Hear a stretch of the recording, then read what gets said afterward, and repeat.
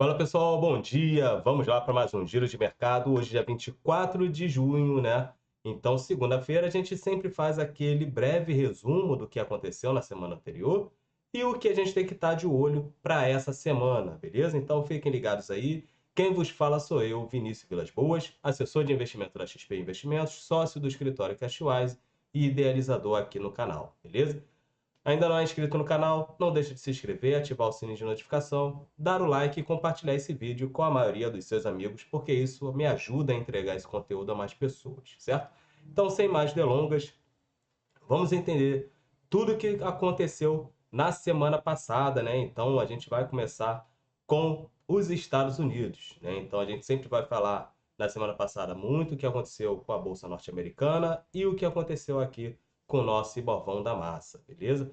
Bom, na semana passada a gente teve aí a surpresa, né, dos índices norte-americanos, tanto o S&P quanto o Nasdaq, chegando à sua máxima histórica, né? Então, nós tivemos aí recorde de fechamentos, né, em relação aos dois índices e muito impulsionado pelas empresas ligadas à inteligência artificial. E quando a gente olha as empresas ligadas à IA, né, a gente está falando basicamente de NVIDIA, né? Então, NVIDIA tem sido aí a protagonista, chegou a ser a maior empresa, né, em valor de mercado, depois passando ali a Microsoft, depois acabou entrando numa realização que aí hoje até mesmo acaba impactando lá na Ásia e no Pacífico, né?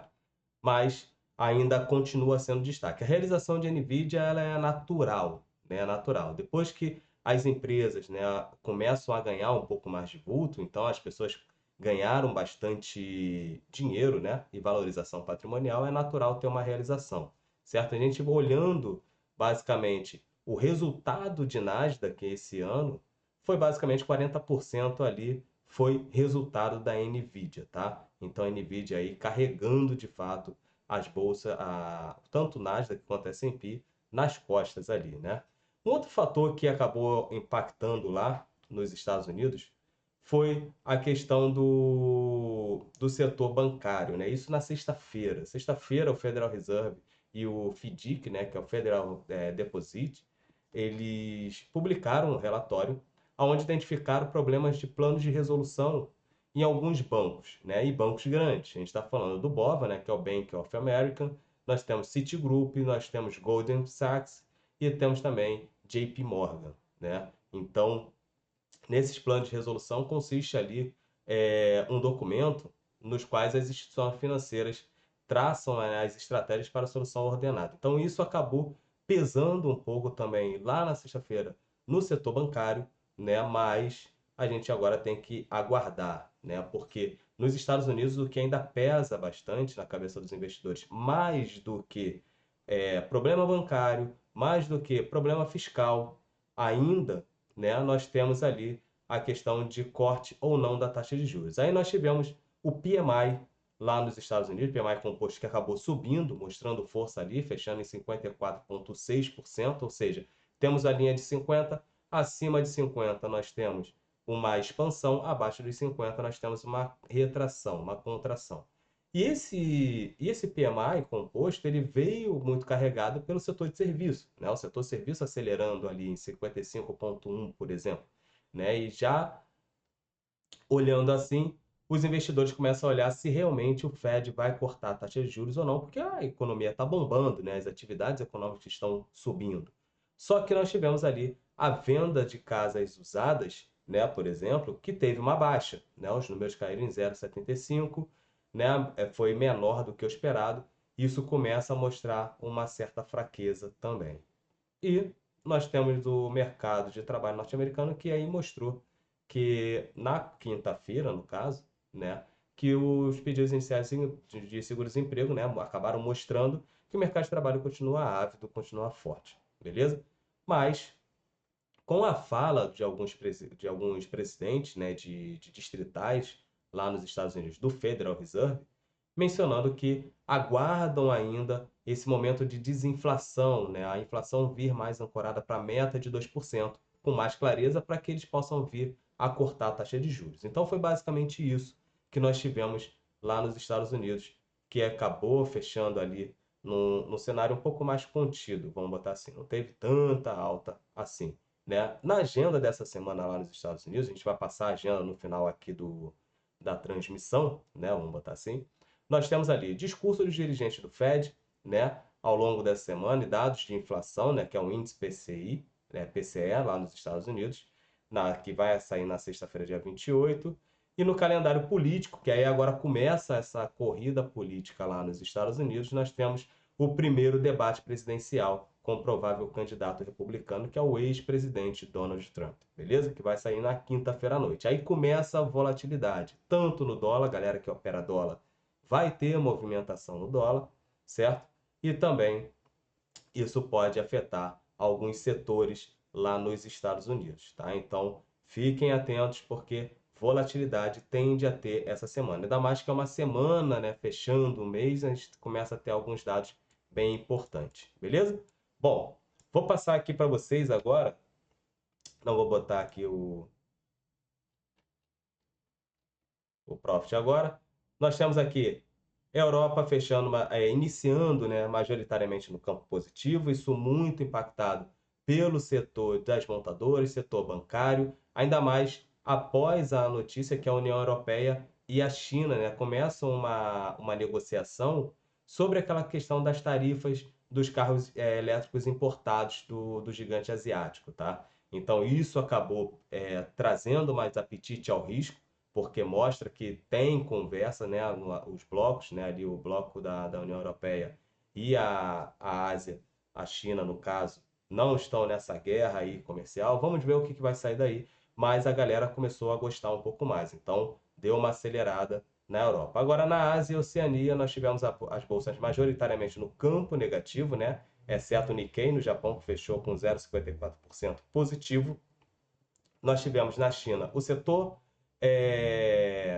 de software e também o setor bancário, né? O setor de imobiliário, desculpa, né? Pesando um pouco mais, certo? Nós tivemos lá em Taiwan e na Coreia do Sul, né, o setor de tecnologia que acabou pesando, isso muito impactado pela realização da NVIDIA. Então, tá bem tranquilo ainda, é início da semana. Vamos ver o que nos aguarda, porque é uma semana que tende a gerar bastante movimentação, tá? Olhando as bolsas norte-americanas, está tendenciando uma abertura mista, né? Ainda estamos lá na seção europeia, então pode ser que tenha um viés aí mais comprador daqui a pouco. Nasdaq aí deve estar subindo, mas a realização de Nvidia acaba pesando um pouco ali no índice Nasdaq, beleza? Petróleo. Petróleo, a gente está aí, petróleo misto, né? O WTI trabalhando na casa dos $80, né? Na casa quase $81 ali, né? O Brent trabalhando na casa de 84,72, ou seja, petróleo está em alta, né? Subiu aí, ganhamos a uma casa ali, né? Os $80. Então, petróleo tentando buscar voltar para a casa dos $90, beleza? O índice DX, hoje em breve realização, ali 0,22% de queda. Lembrando que 0,25%, 0,30% de queda ou de alta, a gente tem um índice dólar já mais tendencioso, né? Então, com uma tendência mais definida, beleza? Os treasuries americanos ainda tranquilos ali, né? Então, de 2 anos, o preço subindo, o rendimento caindo. Aqui, o de 10 e o de 30, nós temos os preços caindo e, obviamente, o rendimento subindo, tá? Ibovão da Massa. Agora vamos lá para o nosso querido Ibovespa, que nós tivemos na semana passada uma alta de 1,4%, trazendo o ano para um arrefecimento nessa realização do ano, né? Que estava 10 e pouco por cento, já está aí 9,5%, tá? Vamos aguardar o que vai trazer o nosso querido Ibovão da Massa para essa semana, né? Então nós tivemos aí na semana nosso querido Ibovespa ganhando um pouco mais de força, né? Voltando para cima dos 120 mil pontos. Lembro que a gente estava aqui numa realização, né? Nós tivemos uma, duas, três, 4 semanas aí basicamente de queda e agora nós tivemos aí uma semana de alta. É um movimento natural acontecer? Sim, é um movimento natural. A gente tem uma realização e, obviamente, depois nós temos uma realização, nós temos uma venda e depois temos realização dessa venda, a galera botando dinheiro no bolso. Só que o que impactou bastante no Ibovespa na semana passada foi simplesmente o seguinte: nós tivemos na quarta-feira a decisão da política monetária, né? Então, o BC chegou ao consenso ali, por unanimidade, em manter a taxa Selic em 10,5%. Isso é positivo porque mostra a responsabilidade do Banco Central com a questão da taxa de juros, que pode impactar na questão da inflação. A parte do executiva, né, do governo, então o presidente Lula e todos os outros órgãos do governo também começaram a criticar muito a política, a postura, né, tanto do BC e ainda mais do presidente do Banco Central, né, o Campos Neto. Então chegou o Lula até mencionar que ele é um adversário político e tal. Isso não cai muito bem. Então logo na quinta-feira não teve aquela subida, né, aquele apetite ao risco tão forte assim. Mas na sexta-feira, onde nós tivemos vencimento das opções, né, e naturalmente a galera acabou tomando um pouco mais, até porque a gente vê ali, Vale está num ponto onde todo mundo, né, tem interesse em compra, a gente já viu que bate aqui diversas vezes, ó, em 2021 bateu, 2022, 2023, 2024, ou seja, não tem cenário, né? A gente não consegue ver cenário de Vale abaixo dos R$ 60, por exemplo, né? Vini, isso aqui é uma recomendação de compra? Não. Entenda a estratégia de cada um de vocês, tá? Então, não estou dando recomendação de compra e nem de venda de ativos. Só estou aqui fazendo um estudo junto com vocês. Pensem pelo lado do estudo, tá? Entrem na linha de raciocínio.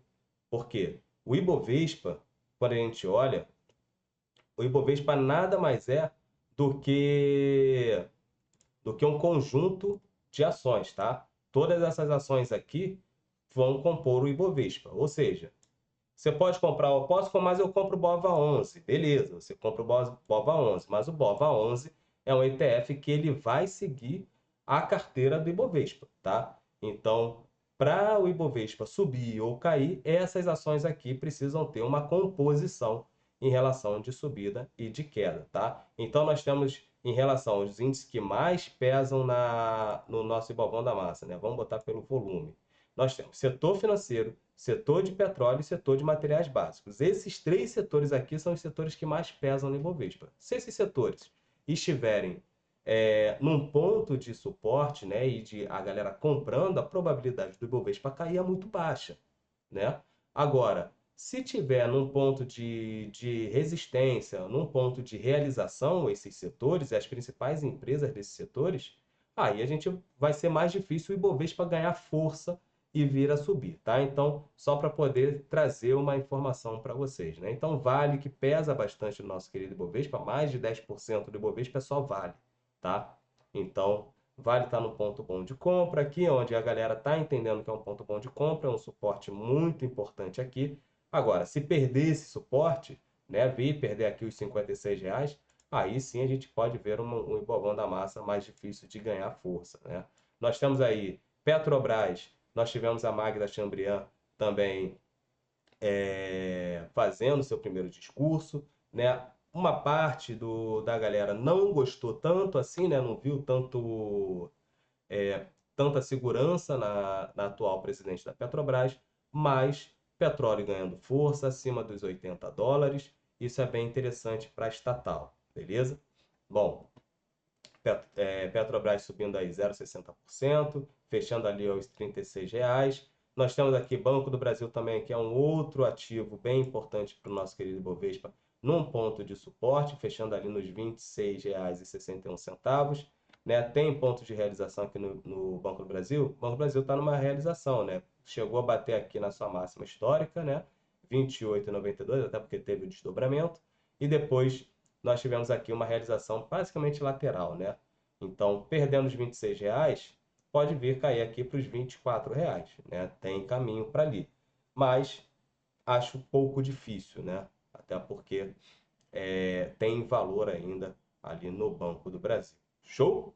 Bom, vamos falar da doleta. O dólar que deu alegria para muita gente que veio dolarizando seu patrimônio, galera mandando dinheiro lá para fora, né? E o que fez o dólar subir? Primeiro, nós tivemos a desvalorização do euro e do ien por questões lá da política monetária no Japão e por questões da briga, né, política, né, vamos botar assim, da corrida política na França, né? Então, algumas decisões do presidente Macron, isso não gerou um bom, uma, um bom aspecto, né? Me faltou até a palavra aqui, um bom aspecto para os investidores, fazendo com que a moeda caísse um pouco mais, né? Então a galera saindo um pouco do euro e indo correndo para os Estados Unidos. Ou seja, nós tivemos um dólar mais forte e, por outro lado, nós tivemos desvalorização das commodities, né? Algumas semanas atrás.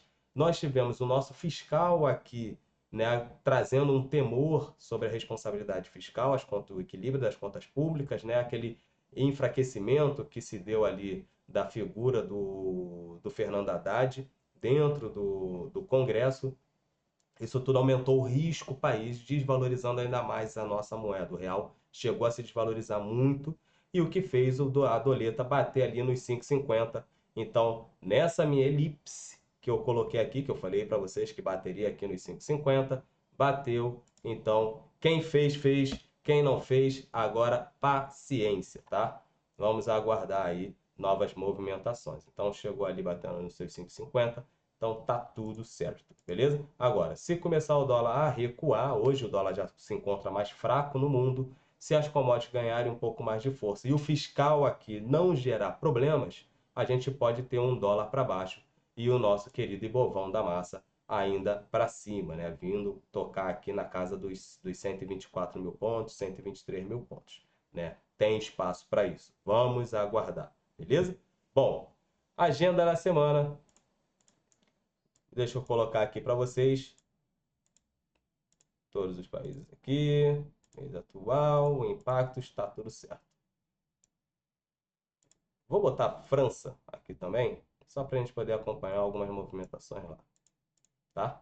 Bom, nós tivemos aqui o índice IFO, né, de negócios, que acabou até ficando de lado ali, né, até porque a negociação entre os blocos ganharam um pouco mais de espaço hoje na cabeça dos investidores. Já saiu 88,6, veio abaixo do esperado e abaixo do anterior. Confiança do consumidor aqui no Brasil, relatório do Boletim Focus, investimentos estrangeiros diretos, transações correntes, isso tudo aqui no Brasil. Lá nos Estados Unidos nós temos índice de manufatura e o discurso da Merindale, né? Que vai falar que é uma membro votante do FONC, né? do Comitê de Política Monetária. Então, uma Fed, uma, né? Vai começar a falar ali, né? E receitas fiscais federais, a gente começa a falar do fiscal aqui no Brasil.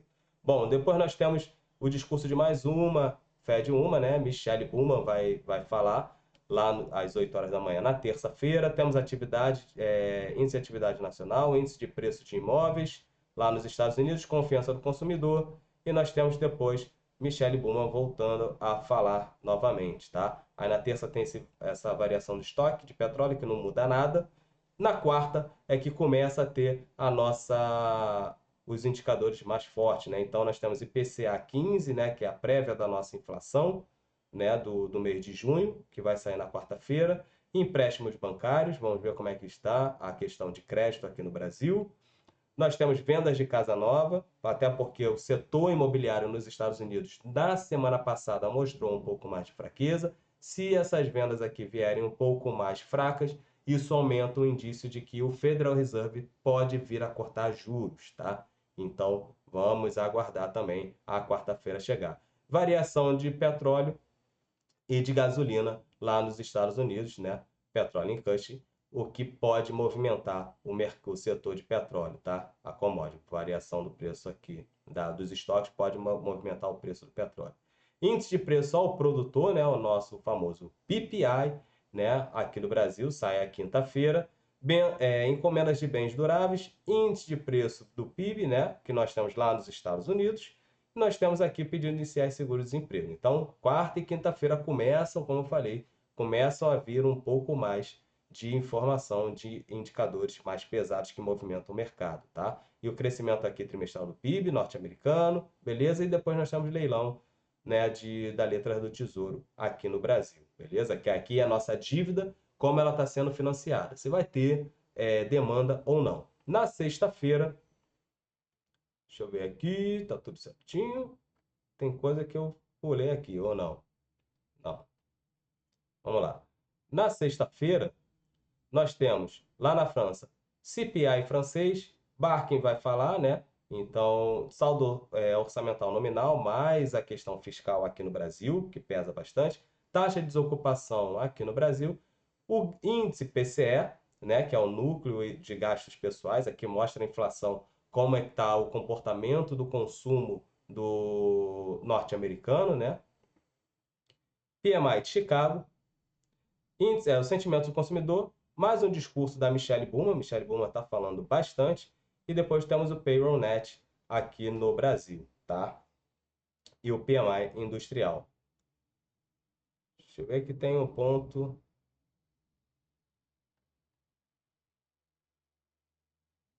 Aqui, pulei, né? Na terça-feira nós temos a ata do Copom, né? Essa ata a gente vai ver o que realmente está na ata e não ficou tão claro assim no discurso, tá? Lembre-se que no final desse ano tem a troca de presidente do Banco Central, beleza? Então fiquem atentos, é uma semana bem importante, é uma semana que traz muita volatilidade, então respeitem o capital de vocês. Galera que gosta do giro aí, né, de ficar operando day trade, petróleo, ó, dólar e índice, muita atenção, a semana está começando. Galera do longo prazo tem muita oportunidade ainda na bolsa para vocês, beleza? Ah, Vini, você está falando isso há bastante tempo. Sim, estou falando isso há bastante tempo e vou continuar falando enquanto tiver as oportunidades. O que você tem que fazer é conversar com o assessor de investimentos de vocês, com o seu planejador financeiro, enfim, quem cuida da sua carteira, para que você possa encaixar esses ativos dentro da sua estratégia, beleza? Então, forte abraço, pessoal, e até mais com mais conteúdo aqui no canal. E não deixe de se inscrever no grupo lá do WhatsApp, que tem notícias, informações e análises todo dia, o tempo todo, beleza? Então, valeu, pessoal!